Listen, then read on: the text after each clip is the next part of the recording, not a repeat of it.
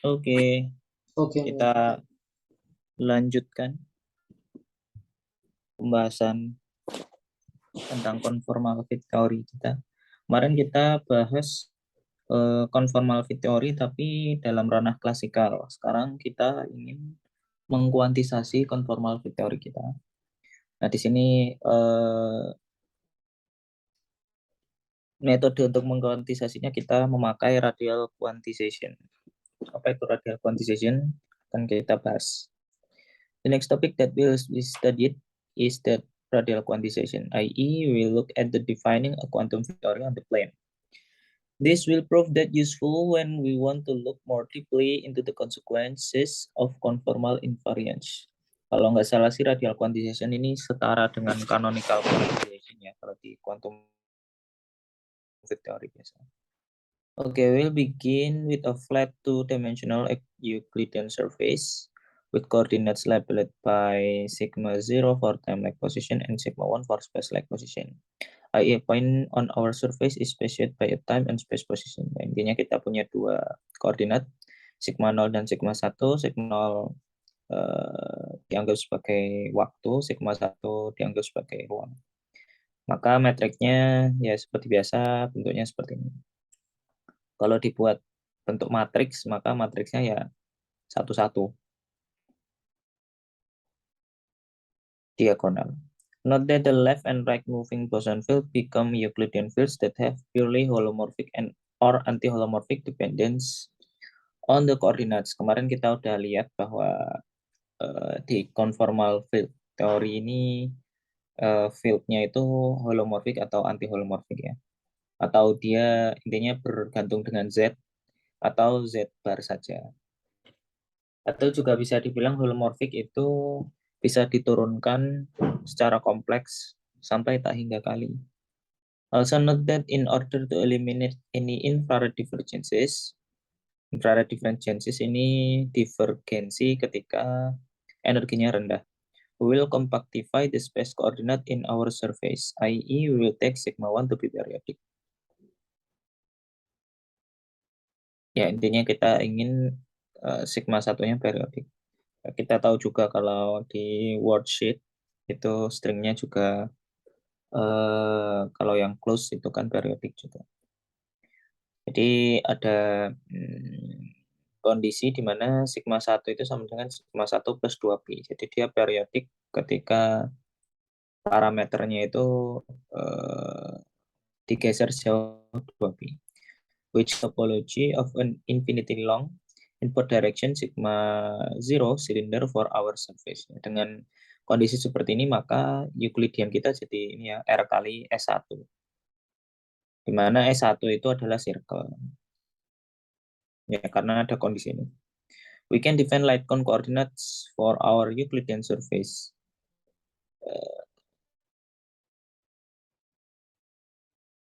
Ini apa ya? Ini Z mungkin ya, saya lupa. Zeta, Z. Zeta, zeta bar, sigma 0 plus minus I sigma 1. Ya ini light cone coordinates di Euclidean seperti biasa. Ini nanti bentuknya miring gini ya, 45 derajat. Kayak bentuk X. Which are just weak rotations of the light cone coordinates previously used for the string worksheet in previous section. In terms of this coordinate, the metric becomes ini ya. Kalau tidak percaya, coba saja. Ini berarti DZ-nya D sigma 0 plus I D sigma 1. Kalau D zeta bar-nya berarti ya D sigma 0 minus I D sigma 1. Nah, kalau dikali nanti jadinya ini.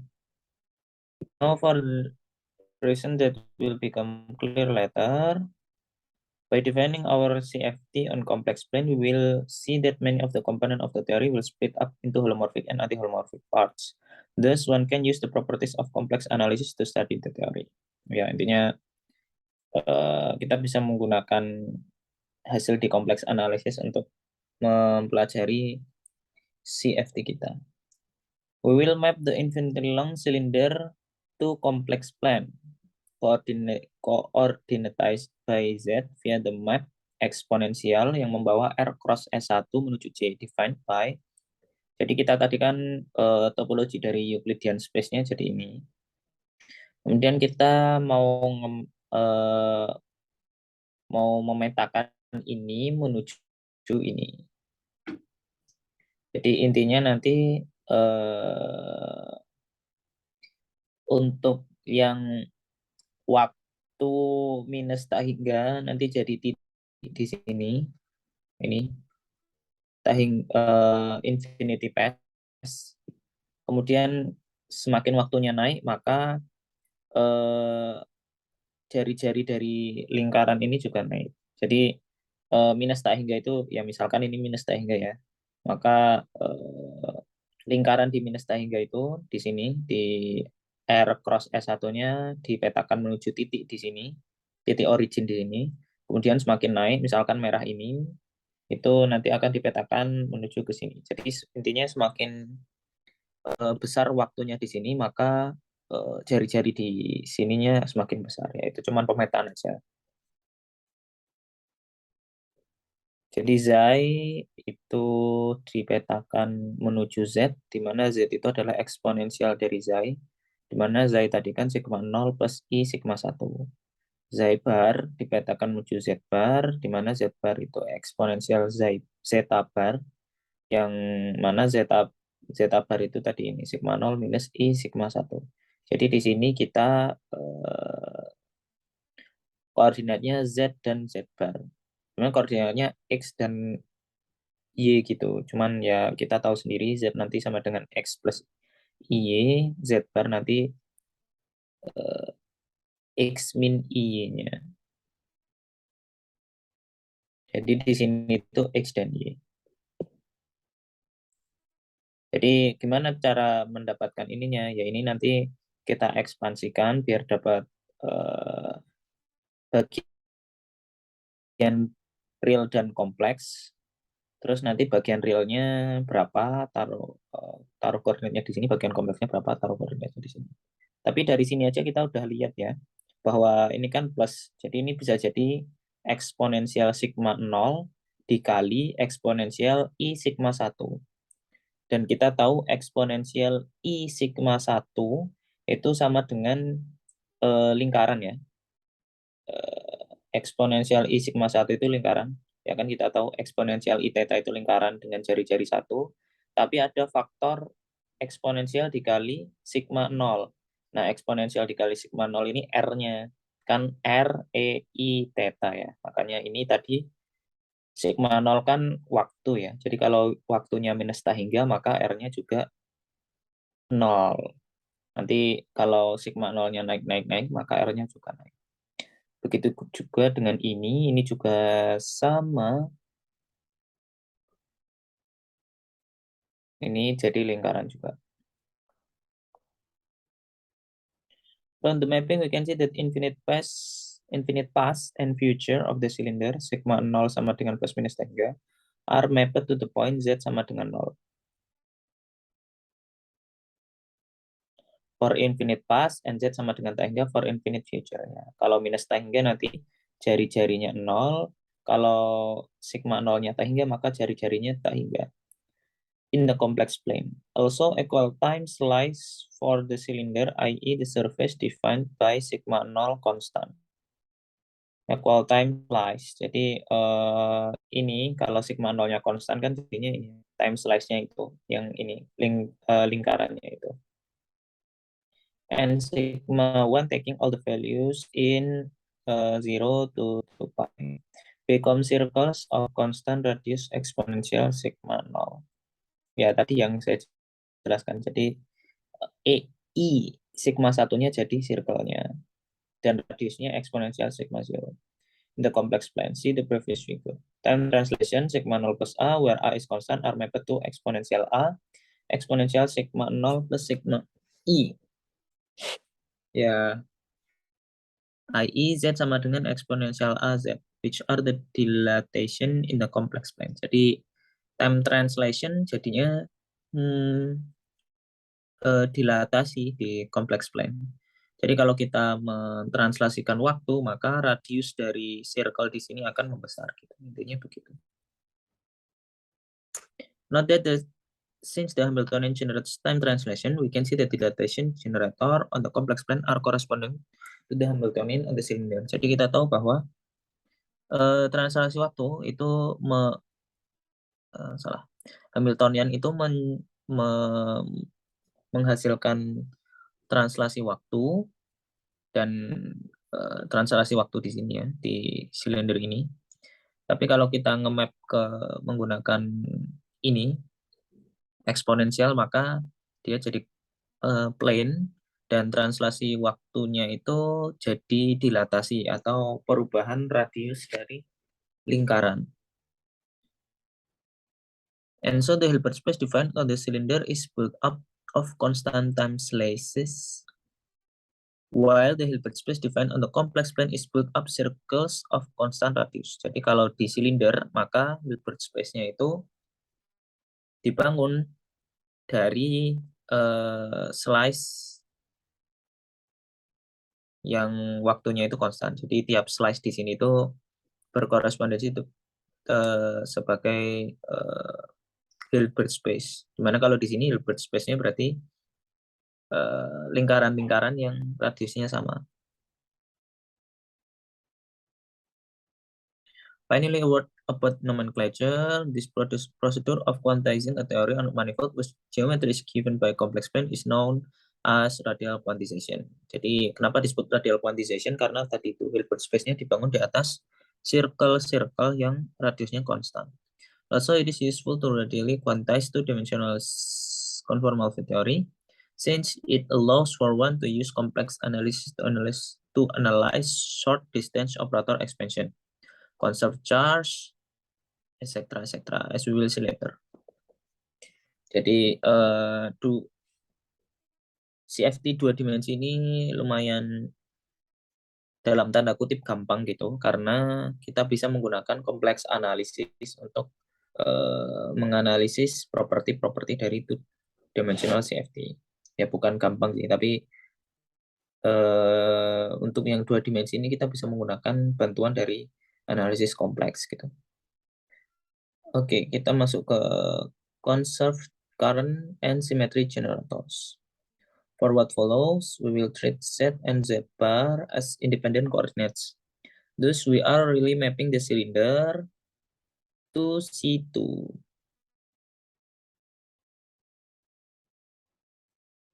And so, one must remember throughout that we are really sitting on the real slice, defined by setting Z bar equal Z star.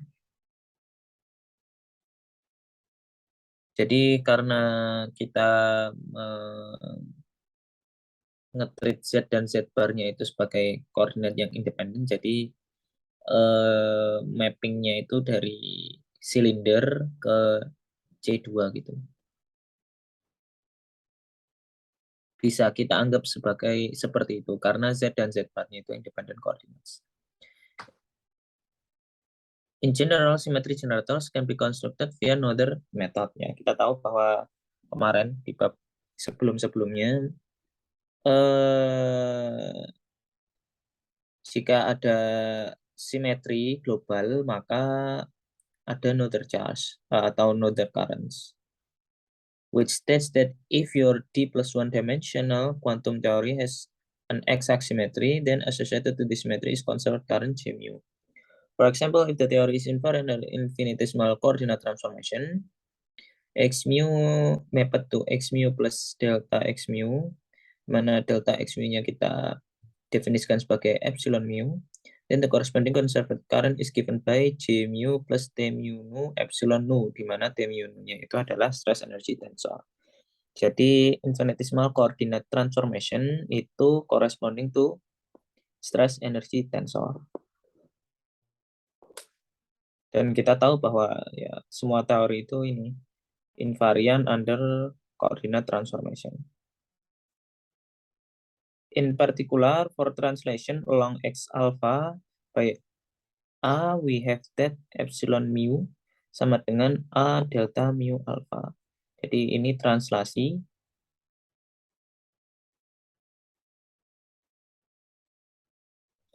along X alpha dengan translasinya sebesar A.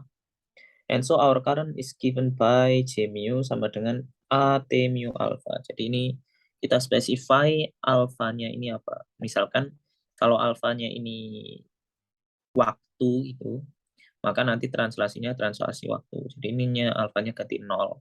Sini 0. Dan jadi T00. If our theory is translation invariant, we would have that this current is conserved. Jadi kalau nanti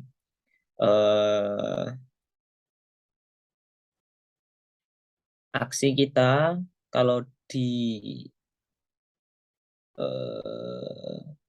divariasikan terhadap ini transformasinya dan aksinya 0, maka nanti J mu nu-nya itu conserve. Jadi kalau aksi kita itu ketika divariasikan terhadap suatu transformasi dan hasilnya 0, maka ada yang conserve. Itu adalah Noether theorem.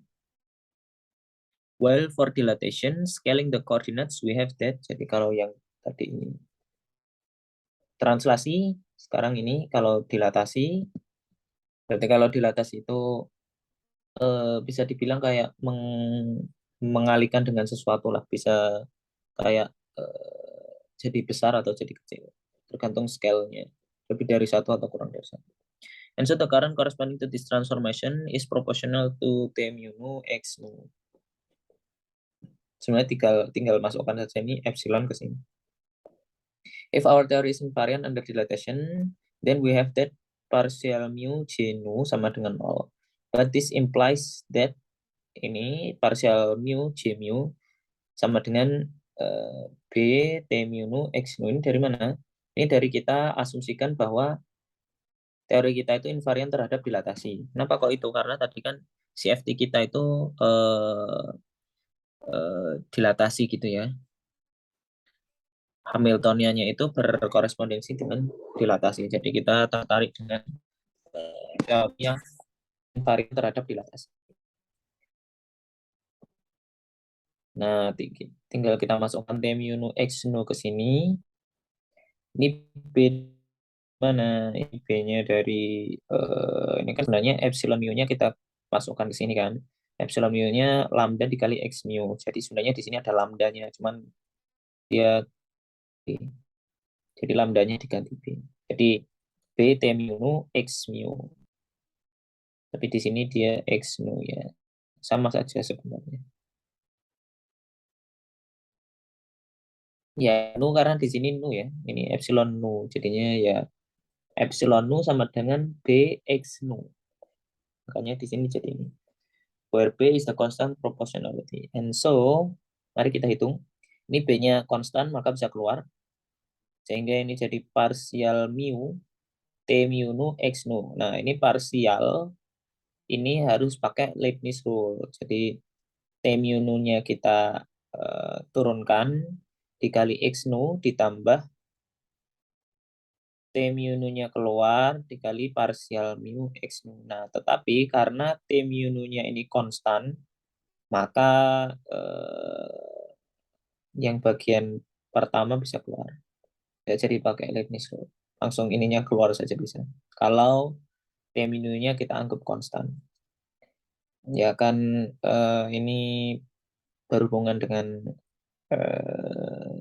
konservasi energi momentum ya. Jadi kalau energi momentumnya terkonservasi, maka ininya konstan bisa keluar. Sehingga jadi ini. Nah, parsial mu X nu kita tahu dia adalah delta Kronecker ya, delta nu mu. Jadi salah satu ininya kita ubah mu-nya jadi mu atas, maka ini sama dengan ini. Dan ini harus sama dengan 0. Kalau sistem kita itu mempunyai simetri dilatasi atau invariant terhadap dilatasi. Thus in conformally invariant classical theory we have that stress energy tensor is stressless. T mu sama dengan 0. Note that even when the conformal invariant survives into the quantum theory, the vanishing trace of the stress energy tensor will only turn out to hold in flat space. Jadi ini kalau nggak salah Will anomaly namanya. Jadi kalau kita ubah jadi hitung field theory, conformal invariance-nya tetap ada.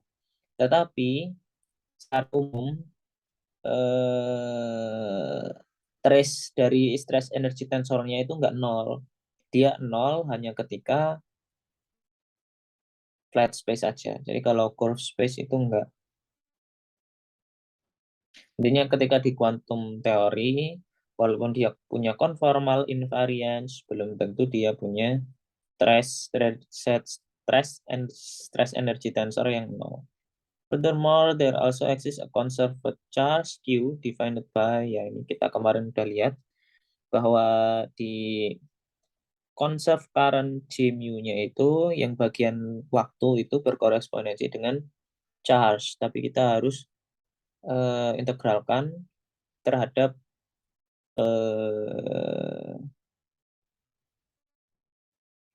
apa namanya itu ya,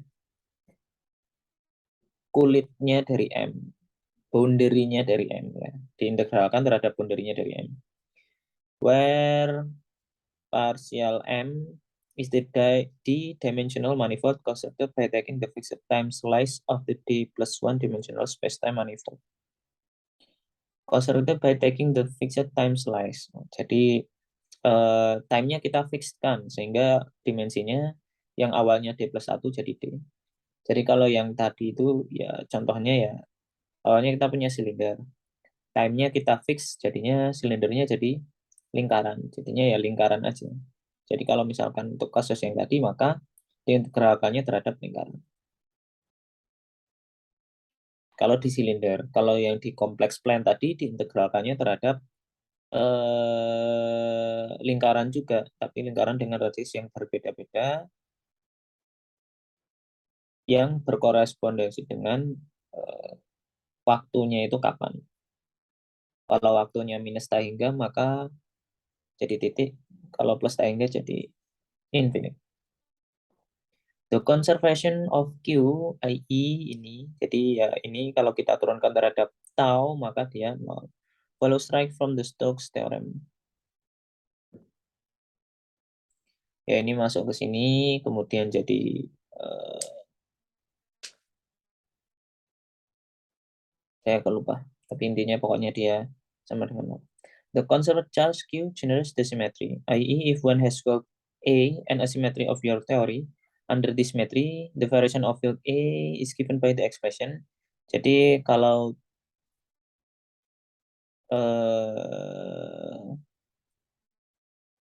kita variasikan A terhadap epsilon ini, maka dia jadi epsilon komutator Q dan A. Di mana Q-nya ini adalah conserved charge-nya.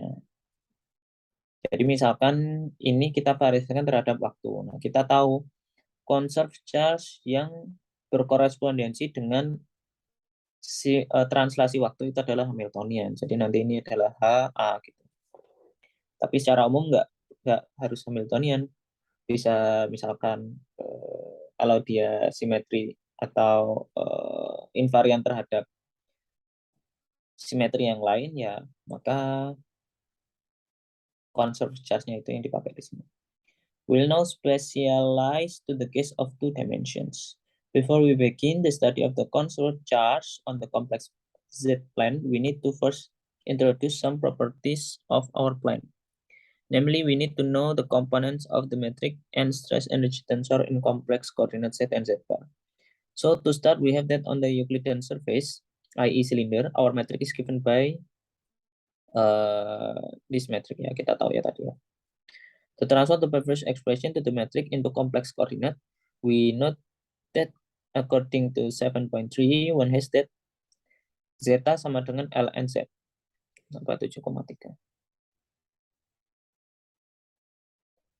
Oh ini tinggal dibalik aja kan. Kan z sama dengan eksponensial z. Berarti salah, z sama dengan eksponensial zeta. Berarti zeta sama dengan ln z.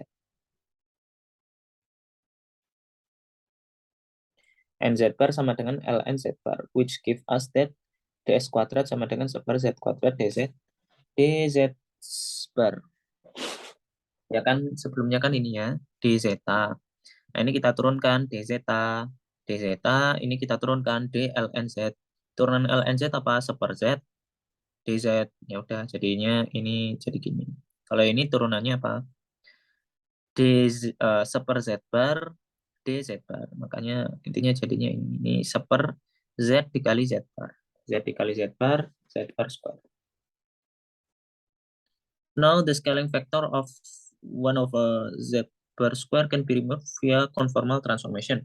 Since our field theory is conformal field theory. Ya. Jadi kita ingat conformal transformation itu di sini adalah sebuah fungsi z gitu ya. Jadi bisa kita hilangkan. Therefore, we can, without loss of generality, take the metric on our complex plane to given by. Jadi sekarang matriksnya jadi lebih sederhana.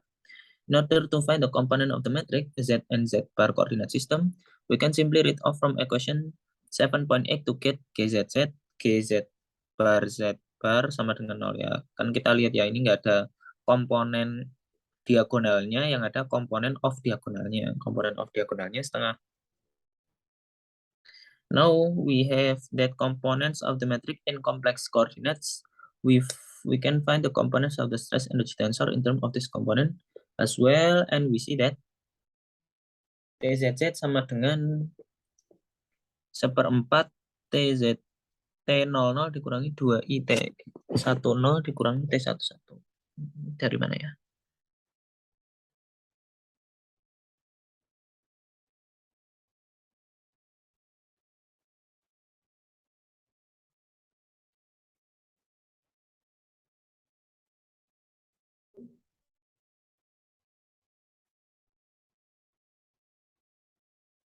We find the component of this in terms of this component as well, and we see that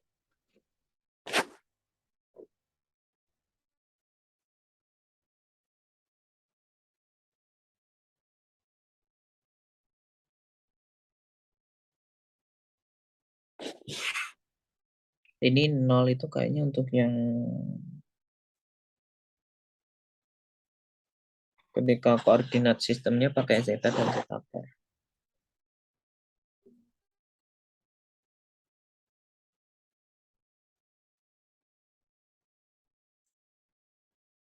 TZZ sama dengan T mu nu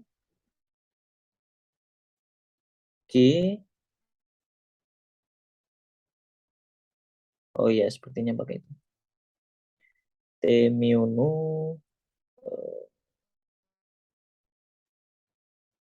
G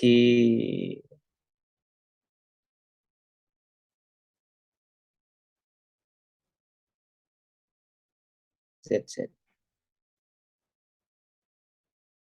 Oke, intinya kita punya ini 3 equation ini.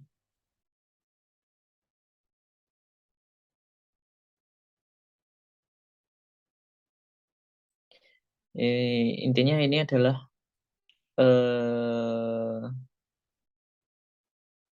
stress energy tensor yang pakai koordinat zeta. Kalau yang di sini stress koordinat stress energy tensor yang pakai koordinat z dan z bar. Now by translational invariance we have that partial nu T mu nu sama dengan 0 ya. Ini karena kalau dia invariant terhadap translasi atau ya maka stress energy tensornya itu turunannya sama dengan 0, which implies that ini nu-nya ke running ya. Jadi kalau mu-nya kita anggap z,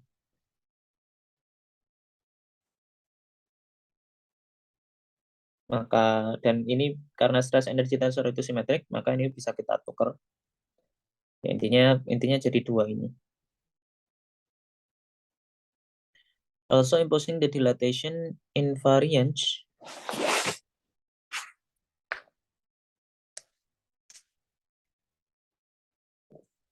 gives us that the stress energy tensor is stressless. Ya, karena dia invariant terhadap dilatasi, maka stress energy tensornya traceless. Kita udah lihat tadi. And so we see that T00 ditambah T11 itu sama dengan 0. Ini sama dengan 0. Yang mengimplies TZ bar, TZZ bar 0. Combining this result with the equation 712 sampai 713 give us that kita lihat bahwa TZ bar Z-nya 0, jadi ini 0 ya. Ini juga 0, jadi sisanya yang TZZ atau TZ bar Z bar.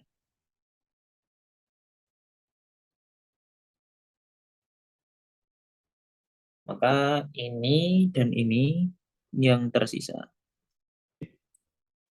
Equation 7.14 tell us that TZ bar Z bar is holomorphic. Jadi ini dia holomorphic karena turunan terhadap Z-nya itu 0. Salah. Kebalik ini harusnya. Oh, bener nih. TZ bar Z bar ini holomorphic function of Z bar only. Jadi dia diturunkan terhadap Z, hasilnya 0. Berarti TZ bar Z bar-nya itu hanya fungsi Z bar. While equation 7.15 tell us that TZ bar Z bar is anti-holomorphic function of Z only. Ya, karena ini kalau diturunkan terhadap Z bar, di hasilnya 0, berarti TZZ, dia cuma fungsi Z saja. Now, for simplicity, we denote this function. Jadi TZZ itu kita denote sebagai TZ, dan TZ bar Z bar kita denote sebagai T bar. Jadi kalau nggak ada barnya itu berarti dia cuma fungsi Z, kalau ada barnya dia fungsi Z bar. Thus, the only non-vanishing component of the stress energy tensor for two-dimensional CFT are given by TZ and T bar Z bar. And so, we see that the stress energy tensor factorize into holomorphic and anti-holomorphic pieces. We'll see this factorization for other quantities as we proceed further into analyzing symmetries of CFT living on the plane. Now that we have the components of the matrix and stress energy tensor in terms of complex coordinate, we are in position to study symmetries and their corresponding conserved current for two-dimensional CFT on plane. Jadi sekarang kita ingin mengetahui simetri dan konsep current di two-dimensional CFT di koordinat Z dan Z bar ini. So consider the generator of general coordinate transformation delta x mu sama dengan epsilon mu, or in term of complex coordinate. Jadi x mu-nya itu x0 corresponding to Z dan x1 corresponding to Z bar, where epsilon Z is holomorphic function and epsilon bar Z bar is an anti-holomorphic function. The corresponding charge to this transformation is given by ini ya, dia charge-nya kan ya ini ya, where again we integrate over a constant time slice of the cylinder, or in terms of the complex coordinate, the corresponding charge is given by ini.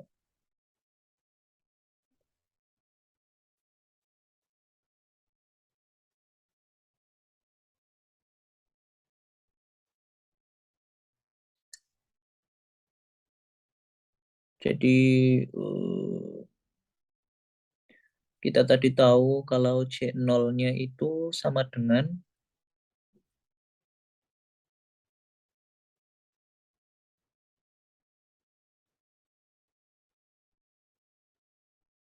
ini ya.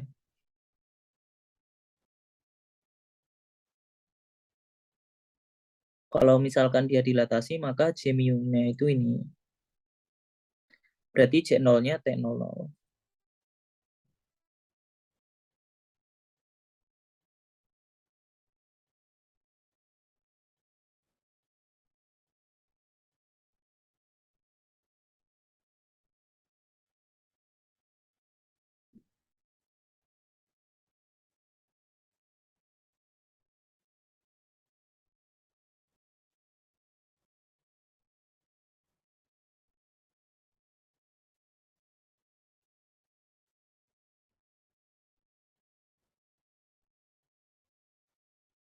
Ya, tapi intinya ini adalah trace dari si stress energy tensornya pada koordinat Z dan Z bar. Kemudian kita integralkan secara tertutup pada dz dan dz bar, where the contour C is over circle on complex plane whose radius corresponding to the value of sigma 0 for the time slice of the cylinder. Ya, jadi intinya nanti seperti yang saya bilang tadi, integralnya di sini berkorespondensi dengan tergantung radius dari sigma 0 dari time slice-nya. Jadi time slice-nya kita pilih. If we pick a time slice at a value of var sigma 0 sama dengan S, for some S in minus infinity to infinity, then the corresponding contour is a circle of radius eksponensial S ya. Tadi sudah kita bahas, radiusnya itu eksponensial sigma 0. Kalau sigma 0-nya S berarti eksponensial S. Also, we'll choose the positive orientation of the circle to be in counterclockwise sense. Jadi ya seperti biasa. The variation of field P W bar with respect to the above transformation is given by the equal time commutator P W bar with the charge Q, which follow from 7.17. Jadi kita variasikan terhadap epsilon dan epsilon bar. Tadi kita udah lihat bahwa variasinya tadi Q, fieldnya ya, komutator dari conserved charge dengan fieldnya. Nah, conserved charge-nya tadi kan ini. Jadi kita masukkan saja. Dan karena komutator itu linear, maka Q-nya, P-nya ini bisa masuk ke tiap-tiap suku ini. Jadi integral ini ditambah integral ini. Now, what does this equal time commutator mean? First, note that the operators are Tz and Tz bar and sig P, and we can think of the commutator in 7.18 as, for example, just considering the first commutator. Coba kita lihat ini. Integral Tz, Ez, Dz dikomutatorkan terhadap P. Letting P act first and then acting Tz. Jadi ini letting P act first and then acting with Tz. But this only defined when W kurang dari Z. Jadi pertama kan nanti ini nanti akan beraksi ke sesuatu fungsi gitu ya. Ini kayaknya udah masuk kuantum, jadi field-nya ini adalah operator juga. Maka operator nanti akan beraksi ke suatu fungsi. Dan ketika ini beraksi dulu, maka ini kan fungsi W. Sedangkan di sini fungsi Z. Nah, biar well defined, maka W-nya ini harus kurang dari Z. Kenapa? Kalau misalkan W-nya ini lebih dari Z, maka akan ada region di mana TZ ini tidak terdefinisi karena tidak mencakup dari W-nya ini. Kalau W-nya lebih besar dari Z, maka W-nya harus kurang dari Z. Which is equivalent to extending our contour C to enclose the point W in the complex plane, plus the contribution when we let TZ act first, then PW, which is equivalent to shrinking the contour to exclude the point W. Jadi tergantung mana yang dulu. Dan konturnya itu berubah tergantung mana operator yang duluan. Jadi misalkan ini, kalau W-nya duluan, maka W-nya itu harus terenclose di konturnya. Tapi kalau Z-nya duluan, maka W-nya tidak terenclose, agar nanti kan W-nya harus lebih besar. If we define the radial ordering, jadi ini kayak ordering di quantum field theory. Cuman di sini orderingnya terhadap radius, bukan terhadap time. Kalau di canonical quantization, biasa orderingnya itu terhadap time. Tapi kalau di sini karena time itu corresponding to radius of the complex plane, maka ya ordering time sama dengan ordering dari radiusnya itu. Note that the radial ordering operator on the complex plane corresponding to time ordering on the operators on the cylinder. This is because we have the constant time slice mapped to circle of constant radius in the complex plane.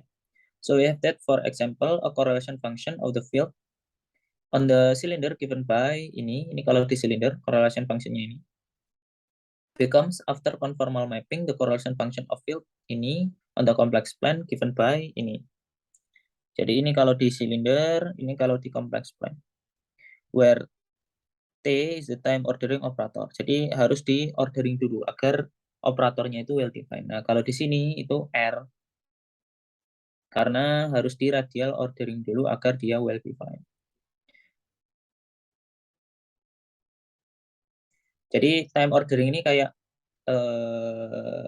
yang time-nya lebih kecil itu beraksi dulu terhadap sesuatunya gitu kan, ya harus kalau secara fisik kan yang waktunya lebih pas gitu, lebih dulu ya harus beraksi dulu gitu. Jadi kenapa harus ada T-nya ini? Nah, itu berkorespondensi dengan ini. Jadi yang radiusnya kecil harus beraksi terlebih dahulu agar fisis. If we define the radial ordering operator R, itu operator AZ dan AZ and BW as R AZ BW itu AZ BW if W less than Z. Jadi kalau W-nya itu less than Z, maka W-nya duluan. Tapi kalau Z-nya lebih dari W, maka Z-nya duluan. Ini biar well defined. Then we can rewrite yang atas itu menjadi ini. Jadi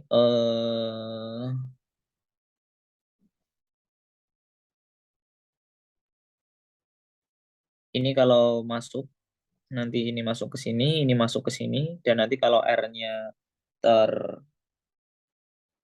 R-nya dimasukkan, nanti hasilnya sama kayak ini, sama kayak atasnya. Tapi intinya pokoknya yang atas itu jadi ini. Konturnya ini tergantung dengan nanti mana yang lebih dulu. This expression can be further evaluated by noting that the difference of the two contours W less than Z and Z less than W is homotopy equivalent to the one contour centered around point W in the complex plane. See figure 7. Jadi ini dikurangi ini, itu homotopy equivalent to one contour centered around a point W.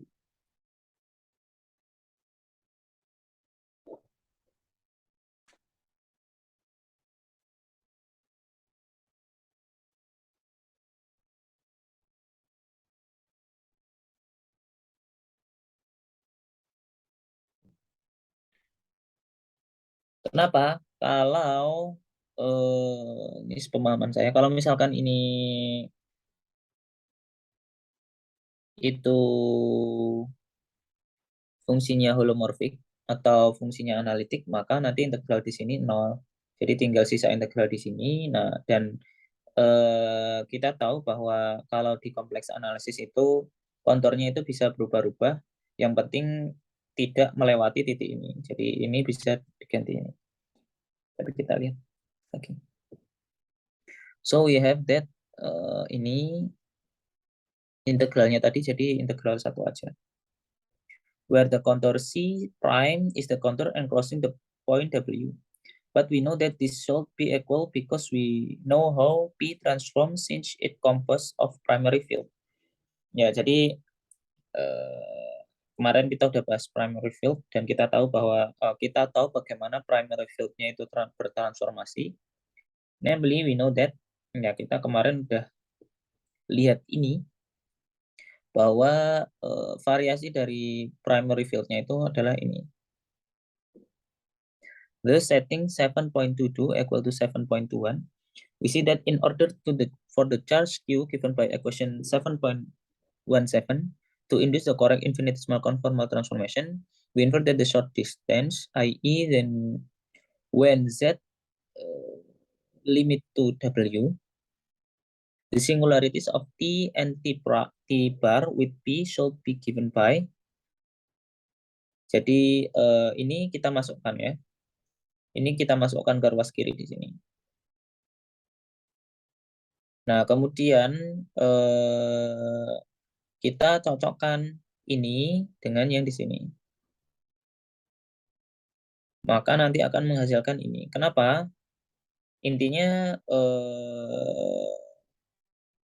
ini kalau diintegralkan, kan ini ada integral terhadap konturnya ya. Maka kalau diintegralkan terhadap misalkan ini hasilnya H, Pi, kalau diintegralkan terhadap ini hasilnya parsial omega, parsial W, Pi. Kenapa? Kita tahu di kompleks analisis, jadi kalau integral, kemudian di sini ada singularity kayak gini, maka hasilnya adalah residu dari singularity ini, ditambah residu dari singularity ini. Dan residunya itu ya biasanya ininya hilang, kemudian ininya jadi ininya hilang gitu biasanya. Dan kalau diintegralkan terhadap term yang nggak ada singularity-nya, maka hasilnya 0.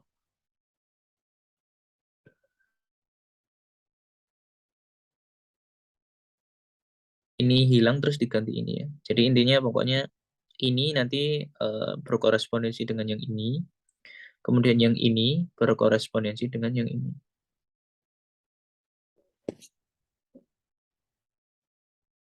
Yang ini juga sama. Intinya pokoknya ini pakai residu teorem di kompleks analisis. Makanya tadi dia bilang kita bisa menggunakan properti dari kompleks analisis untuk mengetahui properti dari conformal field teorinya ini. Where H and H bar are called the conformal wedge of primary field. To see this indeed correct, note that 2.7.21 we have that the variation P due to the general coordinate transformation is given by parsial epsilon itu sama dengan ini tadi dari 7.21, where C is a closed contour enclosing the point W. Plugging R from 7.23, jadi tadi kayak ini ansas gitu. Coba kita masukkan ini kembali ke sini. Apakah hasilnya itu sama? Ini sama kayak yang saya bilang tadi sih sebenarnya. Jadi ansasnya tadi dimasukkan. Now, since epsilon is holomorphic function, i.e. it has no singularity, its Laurent expansion around point W is given by, ini di ekspansi Laurent, epsilon z-nya di ekspansi Laurent, maka ini jadi ini. Epsilon z-nya jadi ini ya. Nah, kemudian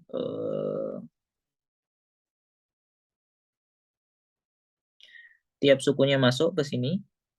Jadi epsilon omega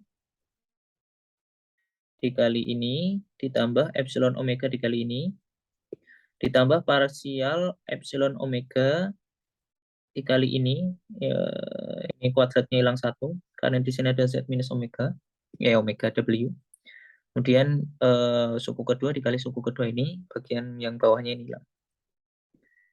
Nah, kemudian karena ini diintegralkannya terhadap dz, maka yang nggak ada z-nya bisa keluar. Nggak ada z-nya ini semua, dan sisanya yang ada z-nya.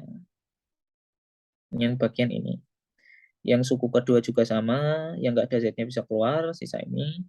Yang suku ketiga juga sama, nggak ada z-nya keluar, sisa yang bagian seper z minus w. Dan yang ini bisa keluar semua. Dan seterusnya. Dan seterusnya karena nanti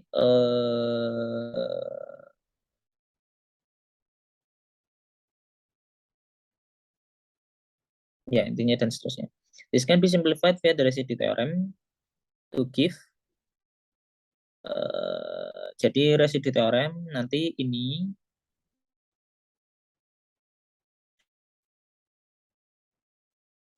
itu sama dengan 1. Sama dengan 2 pi. Yang ini juga sama dengan 2 pi, ini sama dengan yang ini sama dengan 0 pokoknya. Karena ini dia nggak ada singularity-nya. Yang kita hitung yang ada singularity-nya aja. Nah, ini sama dengan 2 pi, maka dia jadi ini H epsilon W P omega P W W bar ditambah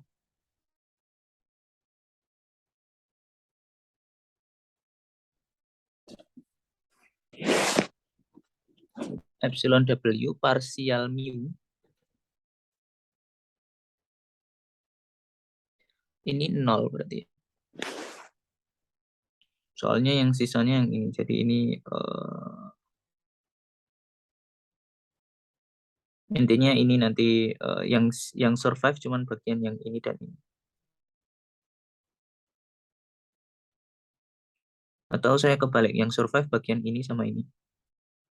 Epsilon W parsial W P parsial W epsilon H. Oh ya, yang survive yang ini sama ini. Yang ini hilang juga.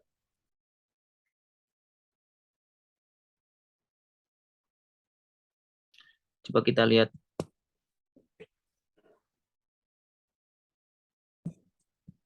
Appendix A.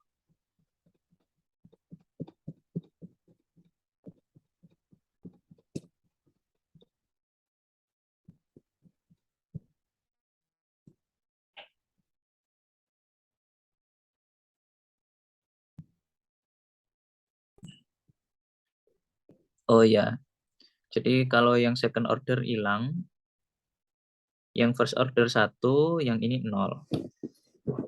Jadi tadi yang suku kedua dan suku ketiga saja yang survive.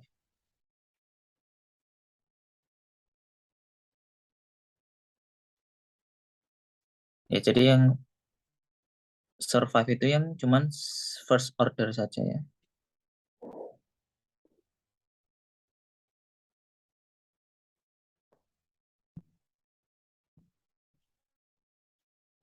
Jadinya yang ini 0, yang ini 1, yang ini 1.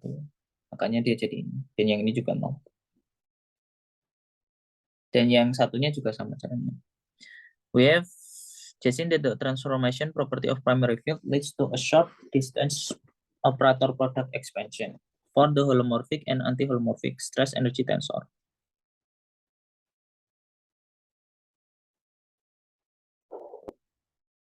Ya, jadi kita kemarin itu udah bahas tentang OPE kalau nggak salah.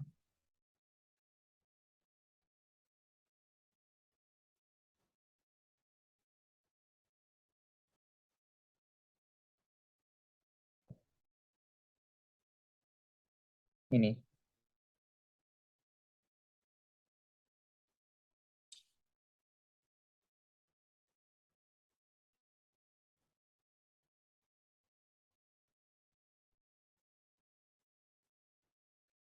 Note that if the operator product expansion of a field with the stress energy tensor is not of this form, then the field called primary. For example, we will see that the field XZZ is not a primary field. Jadi kalau OPE dari suatu fieldnya itu tidak dalam bentuk seperti ini, maka dia disebut primary field. Kalau bentuknya seperti ini, maka dia bukan primary field.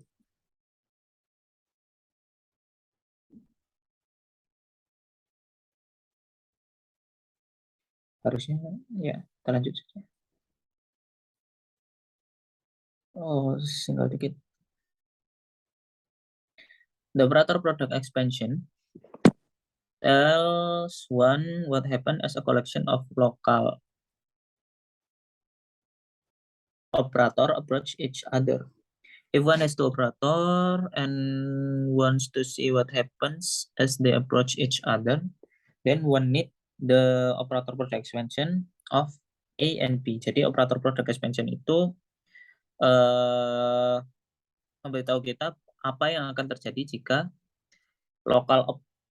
ada lokal operator yang mendekati satu sama lain. Makanya disebut product expansion. Operator product expansion karena ya dia kayak the basic idea behind the operator product expansion is that it should be possible to write the product of local operator at close point as a linear combination of a complete set of operator at one of the 2 point. Thus, if AI is a local operator at ZZ bar and AJ is a local operator at WW bar, then the operator product expansion of the product AI and AJ is given by ini, itu sama dengan ya ekspansi atau sigma dari semua J dikali dengan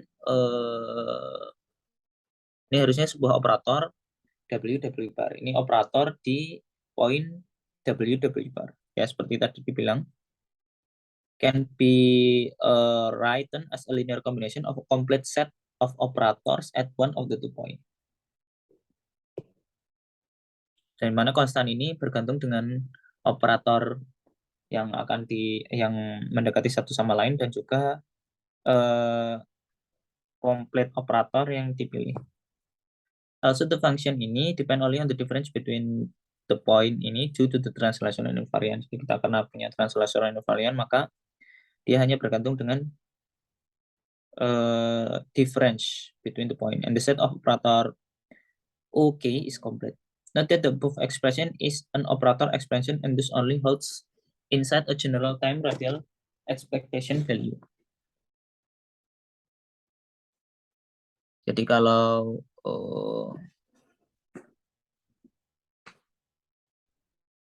ada expectation value kayak gini dan ada perkalian kayak gini, maka ini bisa diganti dengan ini.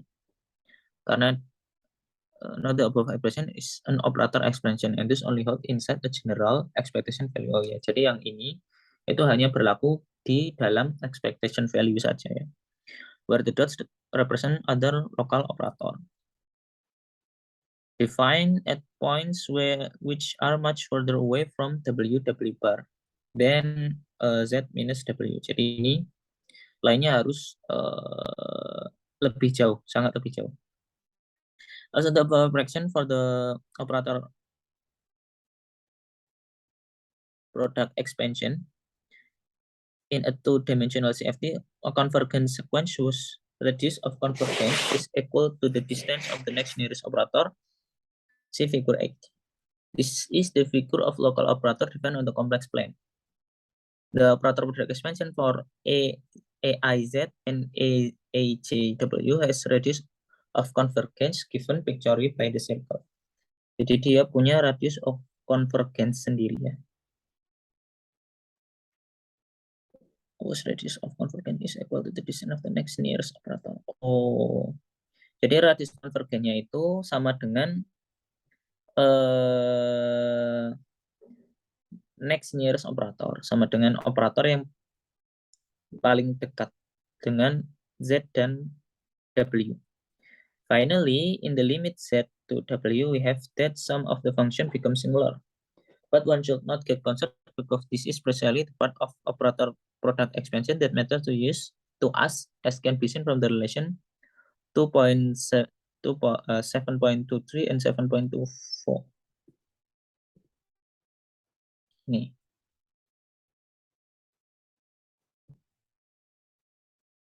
And so in general, we will write the operator product expansion as sum up to singular terms only since we will not care about the regular term in the expansion ya.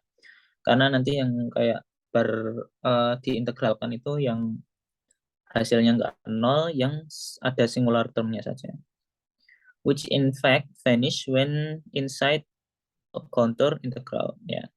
So to recap, we have seen the transformation law of primary field leads to short distance operator product expansion. Jadi kita lihat bahwa transformation law dari primary field itu menghasilkan short distance operator product expansion for holomorphic and anti-holomorphic stress energy tensor with primary field P.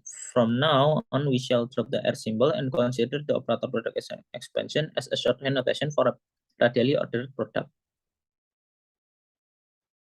In general, we have that the operator product expansion of a primary field of conformal weight is given by ini intinya ini dikena ini hasilnya ini, where tilt mean up to regular terms, i.e. non-singular terms. Note that we could in fact take this to be definition of a primary field, and thus any field whose operator product expansion with TZ and TZ bar is not of this form, maka dia bukan primary field.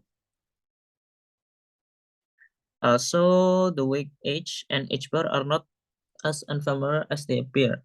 They simply tell us how operator transform under rotation and scaling. But we already have the name for a concept for undergraded K. The eigenvalue under rotation is usually called the spin S, and is given of the weight S equal H minus H bar, where the scaling dimension of an operator is defined by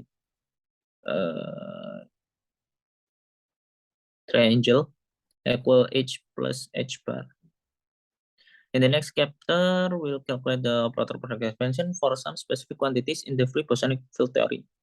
Then we will show that the corresponding charge for the conserved current arising from global conformal transformation are the Virasoro generator Lm. Afterward, we will look at link between physical state and Huygens weight representation of Virasoro algebra. Finally, we will define the word identity for the conformal field theory. Jadi intinya ini tadi, kalau kita lihat bahwa ketika fieldnya itu primary, maka ketika dikenai dengan TZ atau TZ bar, dia hasilnya ini. Ya intinya itu sih.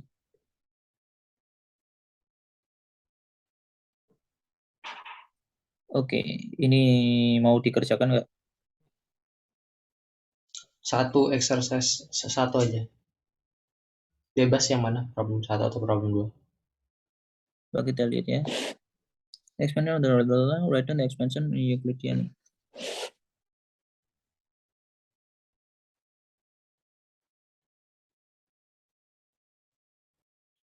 Consider the two-point function of primary field in two dimension. Let the conformal dimension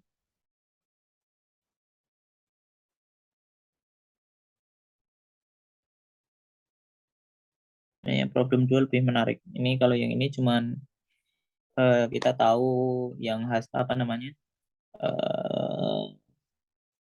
yang solusi dari Polyakov action-nya itu ini, kemudian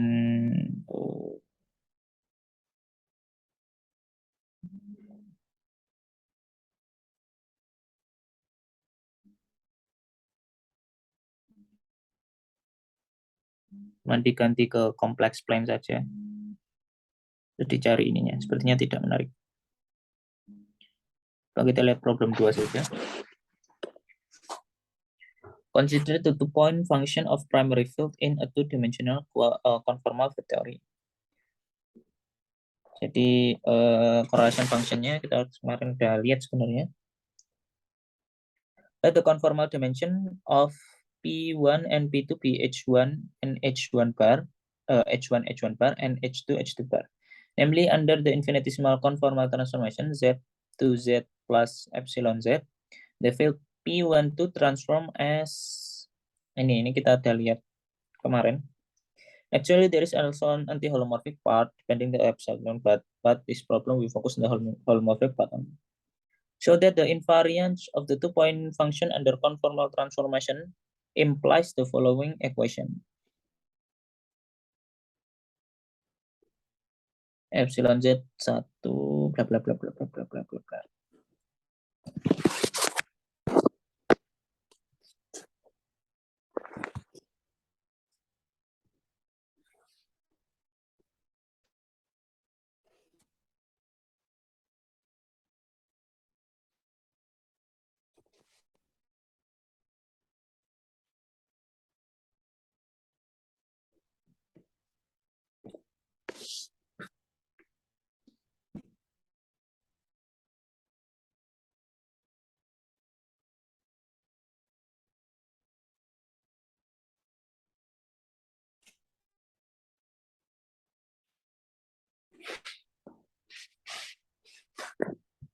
Oke, two point correlation functionnya, two point functionnya itu kan G,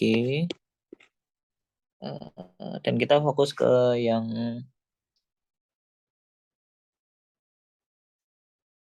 holomorfiknya saja ya, Z, Z2, Z1, Z2 itu sama dengan I1, Z1, I2, Z2. Dan kita punya bahwa transformasi atau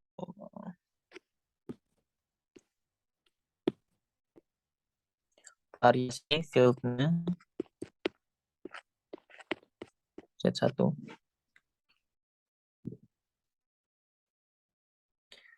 itu sama dengan epsilon Z1 parsial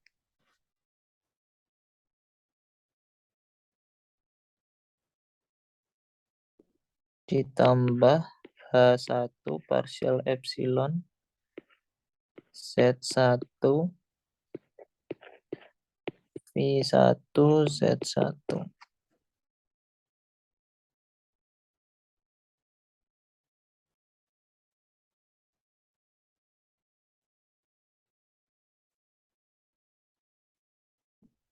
Ini parsial 1 harusnya.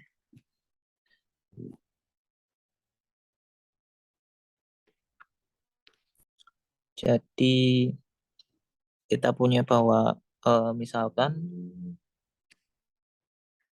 the invariance of the two point function under conformal transformation. Jadi ketika G-nya itu kita variasikan dan kalau dia invarian maka ini sama dengan 0. Nah, variasinya ini sama dengan variasi dari ini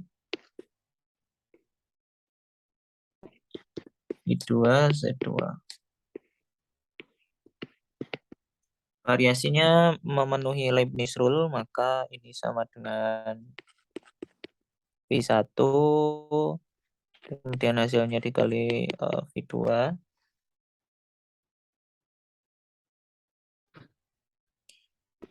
ditambah V1, variasi V2.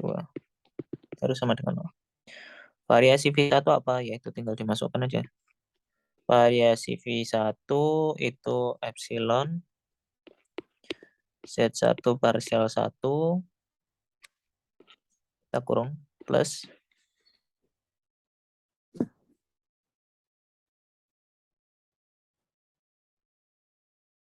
H1 parsial epsilon Z1 I1 V2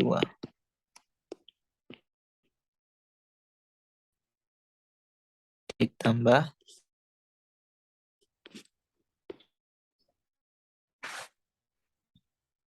epsilon 2 epsilon Z2 parsial 2 plus H2 parsial epsilon Z2 V2.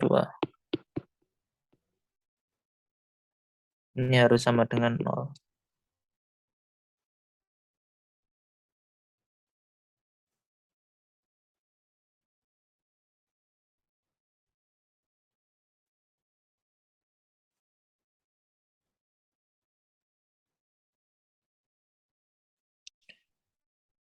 Ini koma ya harusnya ya.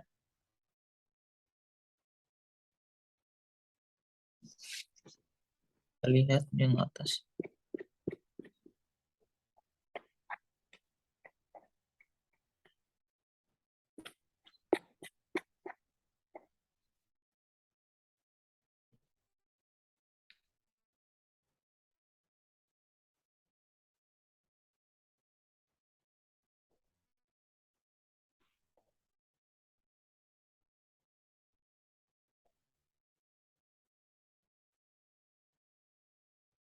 Oh iya, karena ini parsialnya terhadap 2 dan P2 ini adalah cuman fungsi Z saja, maka ini konstan tetap parsial 2 dia, dan ini semua bisa keluar dari expectation value-nya. Jadi kita punya bahwa epsilon Z1 parsial 1 ditambah H1 parsial epsilon Z1 ditambah epsilon Z2 parsial 2 ditambah H2 parsial epsilon Z2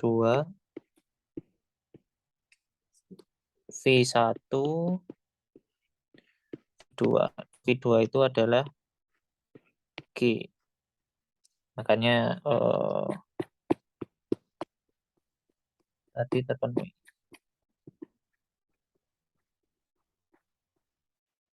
Oke, sekarang yang B. By setting epsilon Z equal 1 in C193, what is 193? So that G Z1 Z2 is a X equal Z1 min X Z2 only.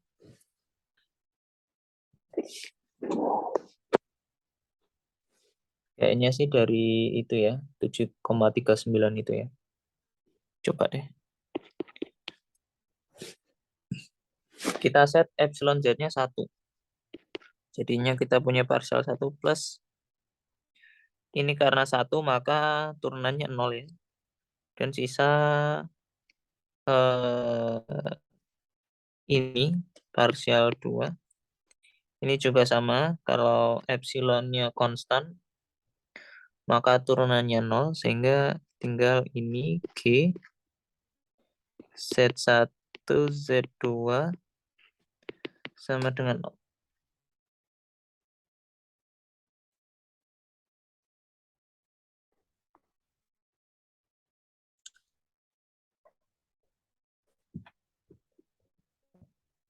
Dan ini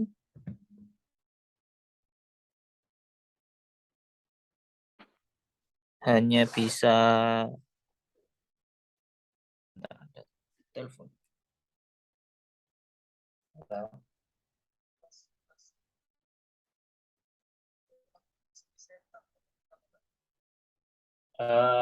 4869.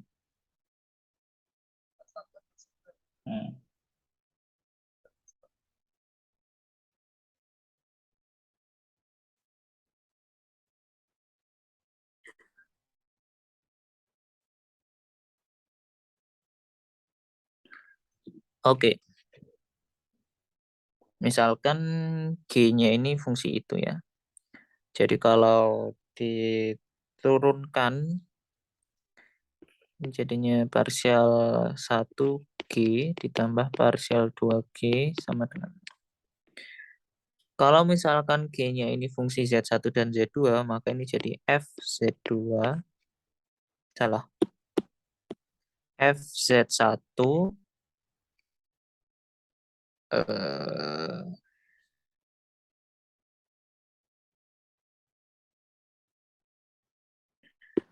coba kalau misalkan ini fungsi dari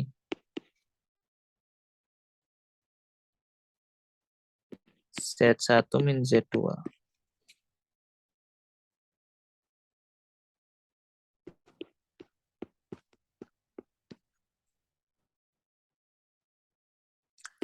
Parsial 1G Z1 min Z2 ditambah parsial 2G Z1 min Z2. Halo. Gimana? 4869 ya? Terus kita apa? Tinggal ditarik aja. Tinggal ditarik aja. Kok nggak bisa ya? Benar kan? Dia disetarain sama yang ya kan? Iya. Lu masukin dulu. Terus jadiin dia 4869. Terus lu coba ubah 4869-nya acak. Iya, udah kamu masukin kan gemboknya? Nah, kalau kamu ubah, oh, coba 4869 deh, nggak bisa ya? Tinggal ditarik.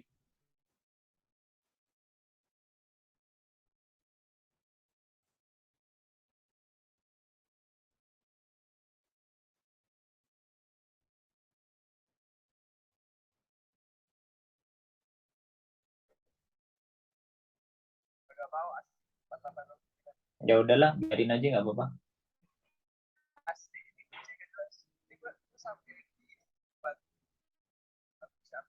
Ya aman aman, nggak apa-apa nggak apa-apa.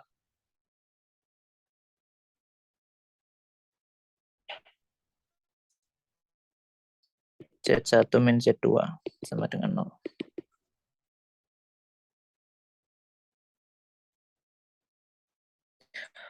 Kalau dia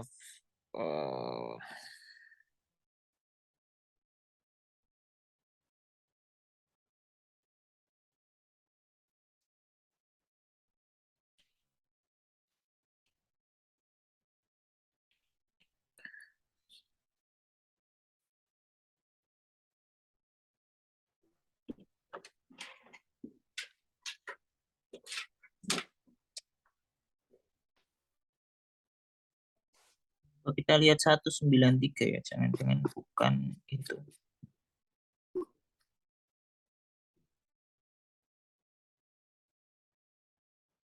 C193.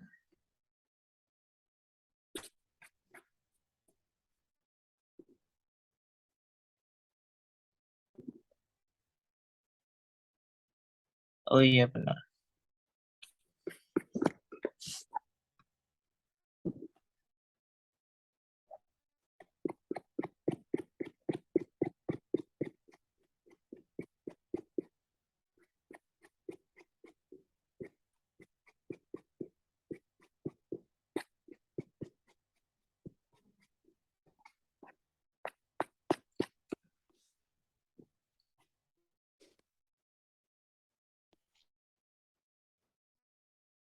Oke, kita misalkan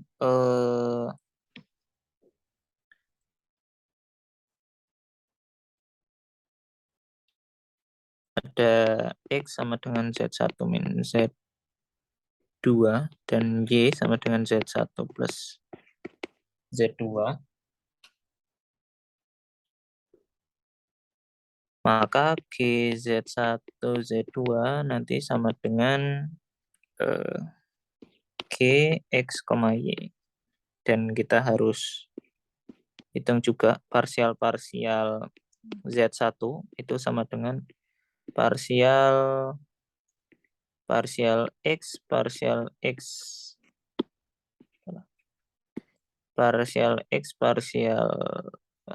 Z1, parsial X, tambah parsial Y, parsial Z1, parsial Y. Parsial X per parsial Z1, 1, jadi ini parsial X, ditambah parsial Y, parsial Z1, 1 juga. Parsial Y, sedangkan parsial 2 itu sama dengan parsial X, parsial 2 X, parsial X ditambah parsial 2Y, parsial Y. X diturunkan terhadap 2 minus parsial X ditambah parsial Y. Jadi kita punya parsial satunya parsial X plus parsial Y ditambah minus parsial X plus parsial Y. X, Y. X-nya coret. Ini sama dengan 0. Jadi 2 parsial Y, X, Y sama dengan 0. Parsial Y, X, Y sama dengan 0. Artinya apa? Artinya G-nya ini hanya fungsi X saja. Karena kalau diturunkan terhadap Y, maka dia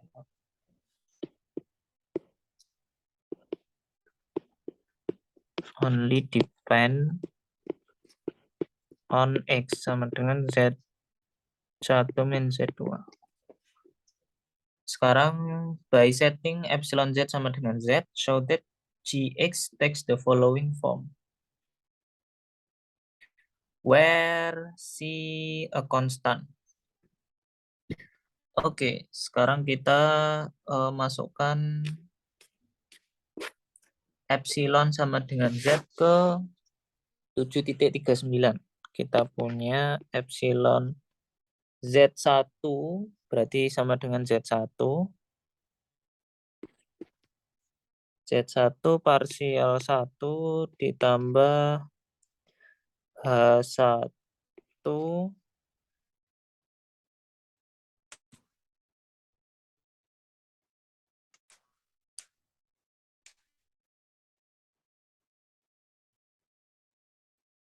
H1 karena turunan epsilon terhadap ya diturunkan hasilnya 1 ditambah Z2 parsial 2 ditambah H2 G sama dengan 0. Dan G-nya cuma fungsi X ya, atau cuma fungsi Z1 min Z2 saja.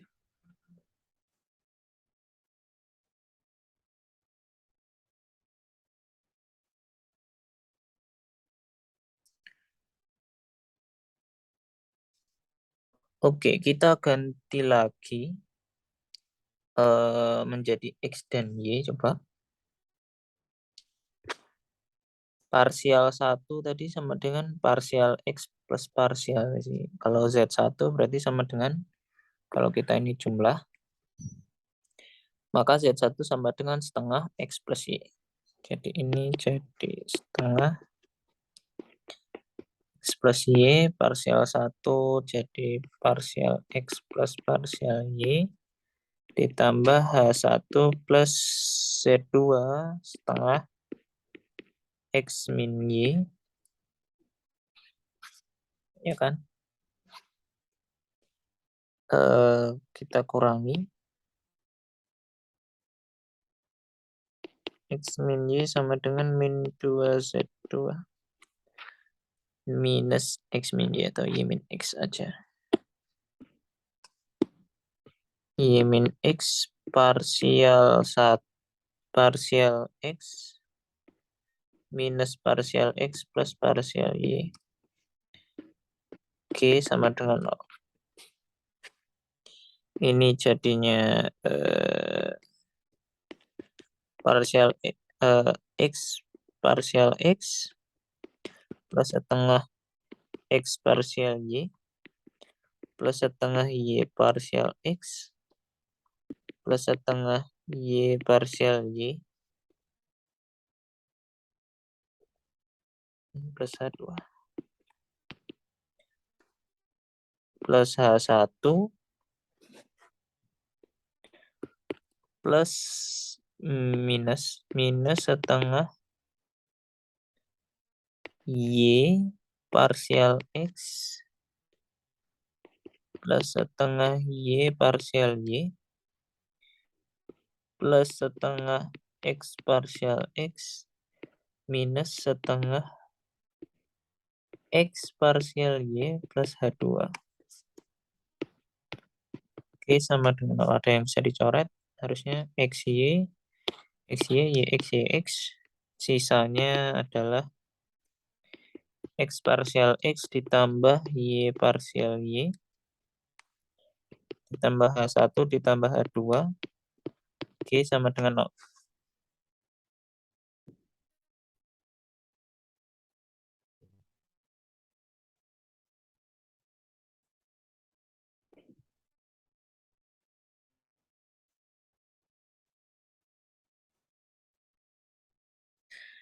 Parsial Y kena ke G, hilang. Jadi ini hilang. Sisanya berarti X parsial X plus H1 plus H2 G sama dengan 0. Ini tadi yang ini ya. Kan kita punya ini. Oke. Berarti kita punya X parsial G parsial X sama dengan minus H1 minus H2 G.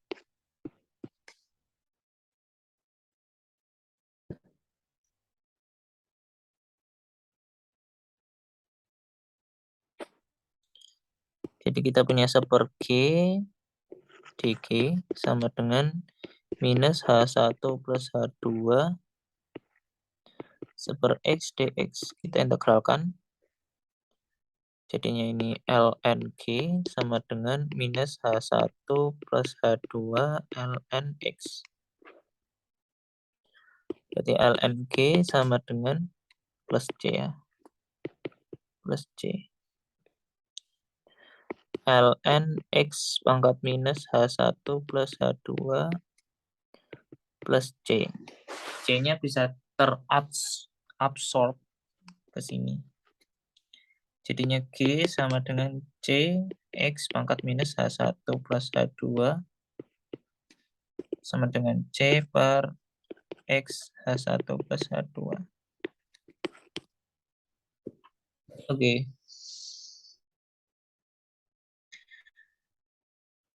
Now, setting epsilon Z as Z square. Terbukti ya yang C ya. Sekarang yang D. Sekarang kita ganti epsilon Z-nya jadi Z square. Jadi 7.39 jadi epsilon Z1-nya jadi Z1 square parsial 1 ditambah 2H1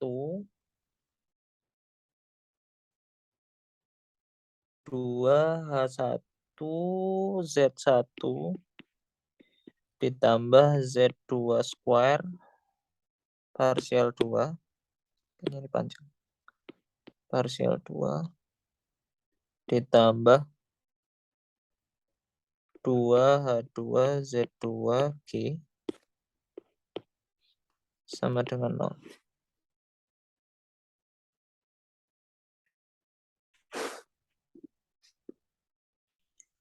Dan kita tahu G-nya itu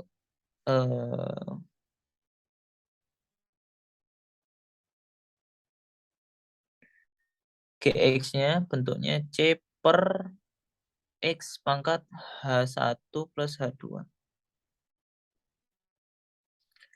Apakah itu akan membantu?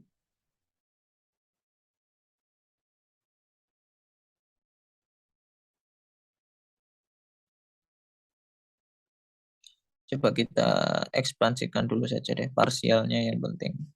Kita berharap ada parsial Y dan nantinya parsial Y-nya bisa hilang.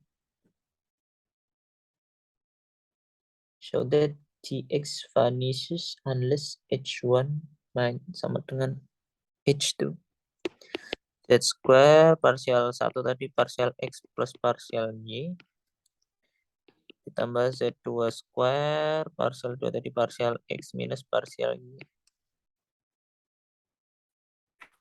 minus parsial X minus parsial X plus parsial Y plus 2H1 Z1 plus 2H2 Z2. Oke, sama dengan 0. Ini hilang. Jadi sisanya Z1 square parsial X plus minus Z2 square parsial X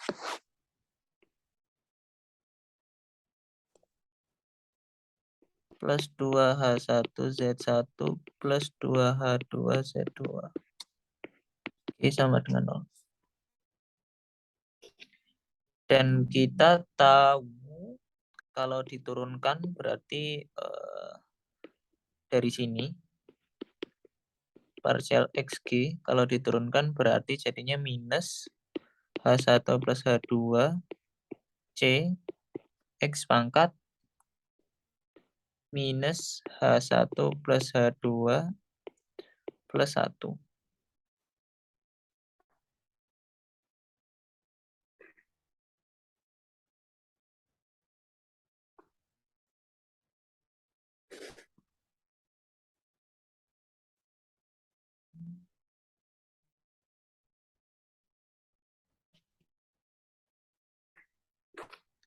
Intinya Z1 square minus H1 plus H2 C X pangkat minus H1 plus H2 plus 1 minus Z2 square plus H1 plus H2 C X minus H1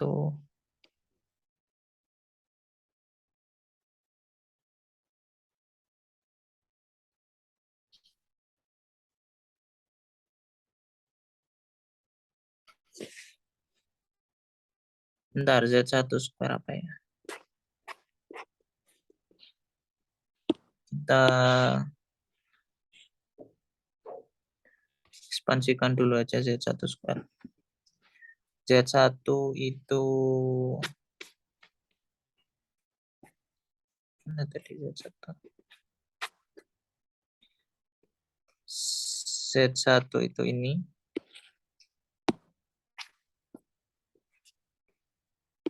Z2 itu ini. Berarti Z1 square seperempat X plus Y. Seperempat X plus Y square partial X minus seperempat Y min X square partial X. Plus 2H1 Z1 X plus Y plus 2H2 Y min X.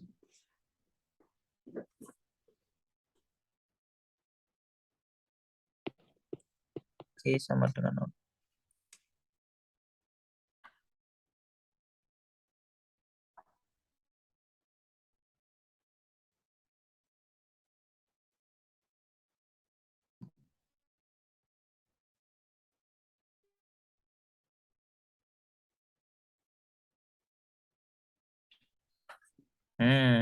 Kalau kita kuadratnya kita keluarkan X kuadrat plus 2XY plus Y kuadrat minus seperempat Y kuadrat plus X kuadrat minus 2XY plus bla bla bla. Ini karena dikurangi ini bisa hilang. Sisanya 2XY plus 2XY. Berarti sisanya XY partial X plus 2H1 X plus Y plus 2H2 Y min X.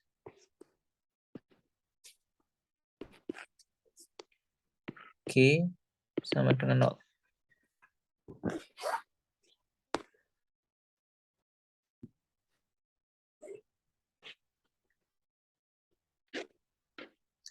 So that G vanishes unless H1 equal H2.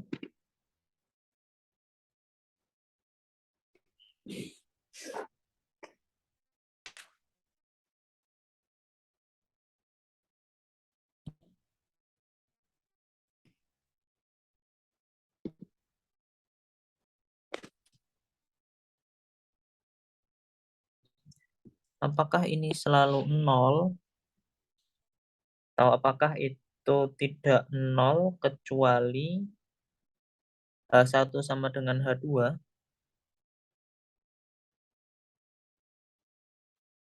Coba ini kita masukkan dulu lah.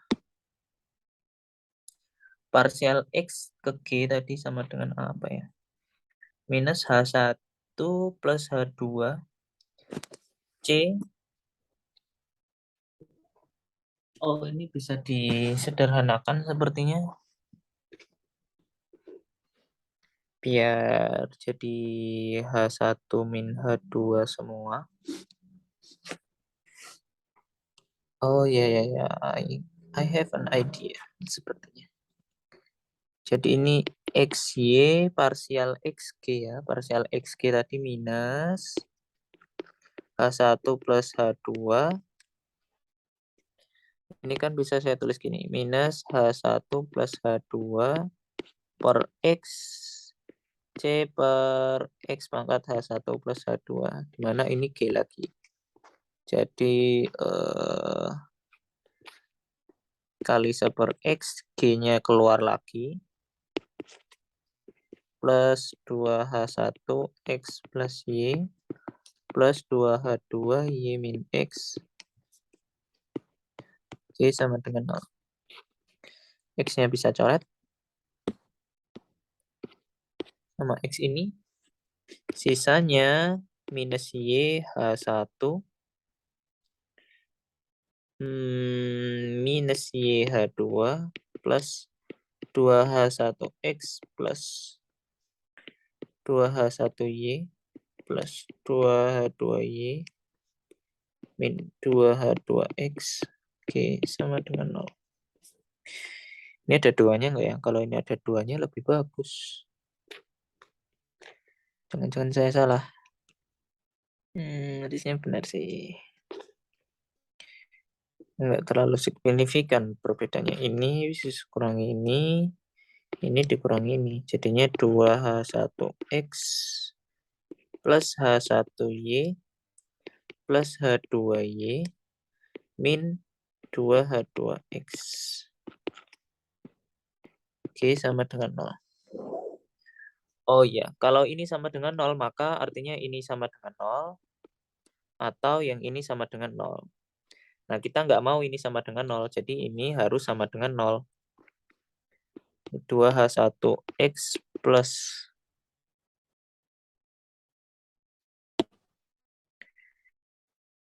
min 2H2X plus H1Y plus H2Y sama dengan 0.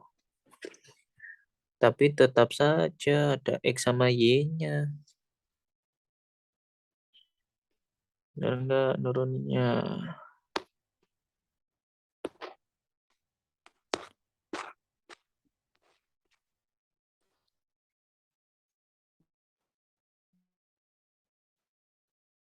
Z1 square. Z1.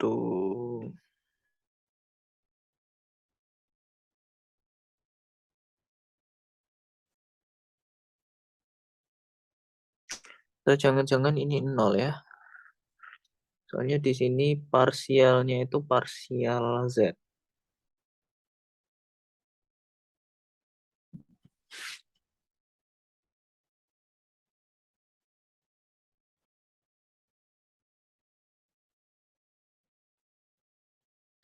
Kalau itu 0, nanti ini 0, sisanya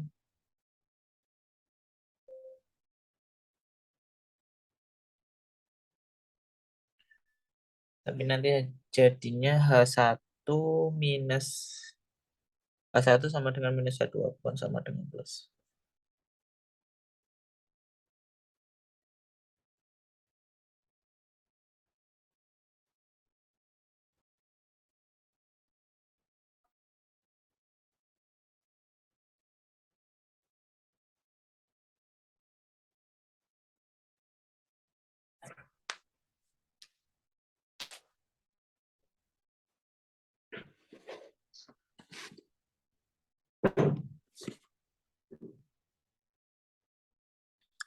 Kita cek lagi deh.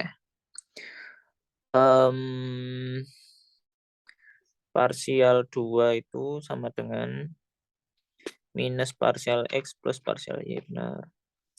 2H1 Z1 benar. Kemudian ada parsial Y-nya coret karena G-nya nggak bergantung dengan Y. Sisa ini, sisa itu. Ya oke. Z1 square kita ubah jadi setengah X plus Y. Dan Z2 kita ubah jadi minus atau oh ini nih. Ya, Y min X. Setengah Y min X. Kita kuadratkan. Jadinya Y kuadrat plus X kuadrat minus 2XY. Jadinya plus XY plus 2XY plus 2XY parsial X. Yeah, seems right. Atau coba kita ini bisa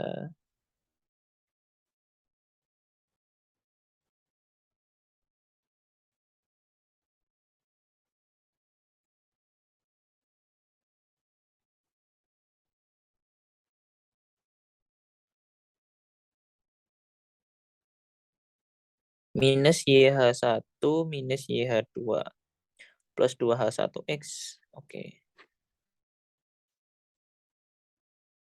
Berarti ini 2. Oh, sepertinya bisa nggak ya?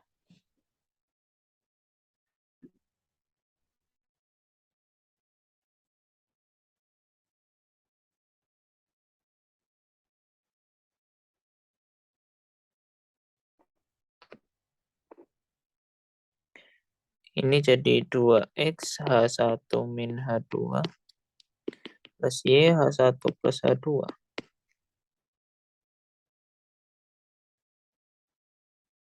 Harusnya minus juga.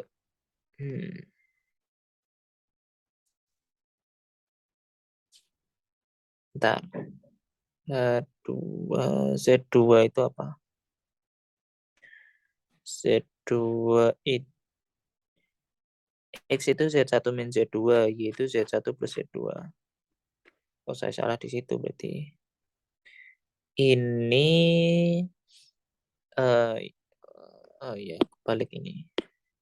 Jadi ini Z1 min Y, yang ini plus. Ini min, ini plus. Ini min, yang ini plus. Jadinya ini min, ini plus.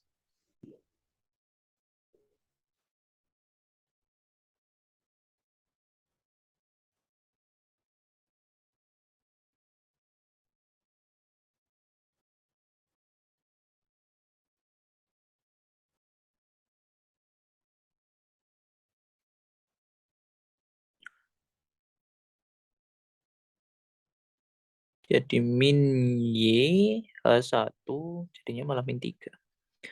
Min 2 H1Y min 2 H2Y plus 2 H2X.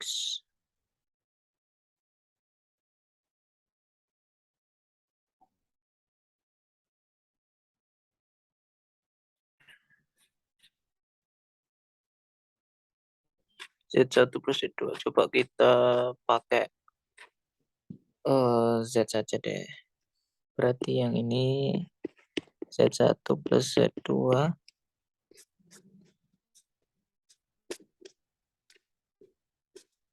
Mana tadi?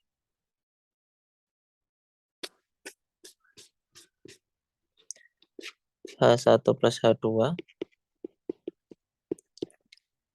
plus 2H1 Z1 plus 2H2 Z2.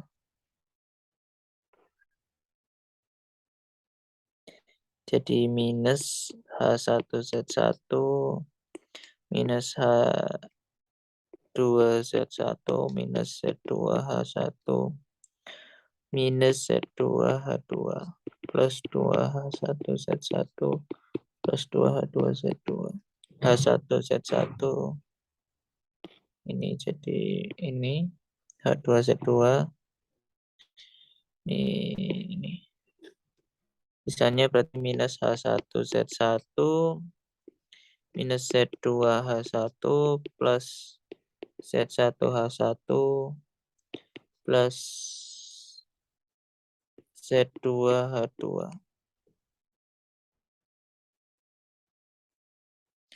H1-nya H1 lagi ya.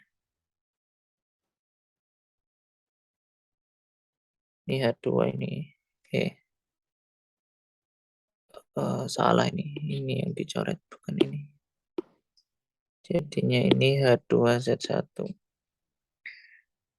H1 keluar, Z1 min Z2.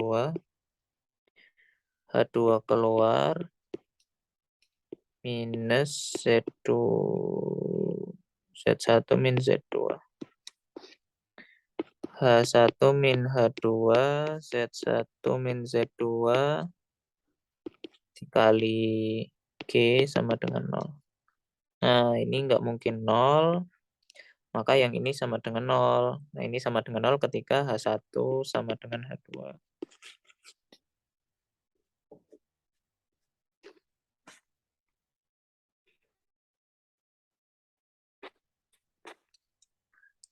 So in this problem we have shown that ya, jadi G-nya itu 0 jika H1 tidak sama dengan H2 dan dia sama dengan tadi kan kita sama dengan G-nya itu C per X pangkat minus H1 plus H2. Tapi kalau H1 nggak sama dengan H2 maka dia 0, jadinya ini sama dengan X minus 2H. X itu apa? X itu Z1 min Z2 minus 2H. Jadi correlation function-nya itu sama dengan ini. Oke.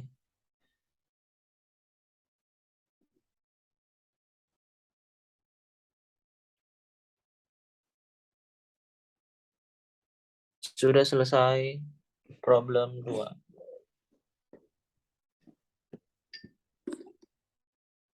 Oke lah.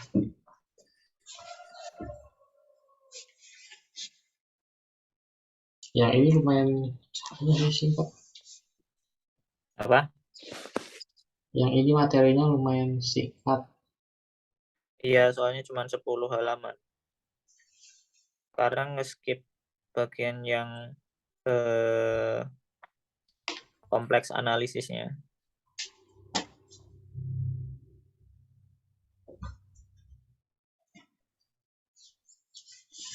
Pekan depan 2 lagi. Ya, enggak apa-apa. Oke lah. Soalnya tuh chapter 11 itu 30-an halaman loh. Oh iya, ya dibagi 2 berarti. Yang super symmetry string.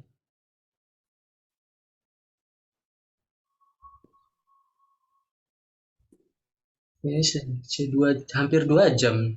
Padahal cuma 10 halaman. Ya, kerjakan soalnya mungkin yang lama. Iya guys, ini saya lihat lagi. Nggak bisa streaming ini karena tadi saya coba tapi kualitas sinyalnya kuning. Ya sudah. Malam sih saya cobanya tuh. Ya begitulah. Berarti naik tanggal 1, tanggal 1 2 ya. Oh, bentar. Kau berangkat tanggal berapa? Tanggal 3, Kau ke Jakarta tanggal berapa? tanggal 1. Kau bisa enggak nanti tanggal 2, tanggal 3 itu jam berapa? Tanggal 3 itu jam 00.45. Berarti kalau tanggal 2 Tanggal 2 nya bisa sih sebenarnya. pagi, kau masih di hotel. Iya, bisa.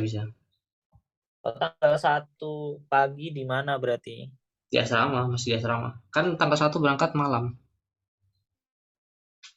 Bisa. Sangat berangkat malam. Iya, tanggal 1 berangkat malam. Kau enggak nginep di hotel berarti? Nginep lah, kan sampai 2-nya pagi. Sampai 2 pagi. Hmm, Kau pesan hotel buat tanggal 1 malam berarti? iya.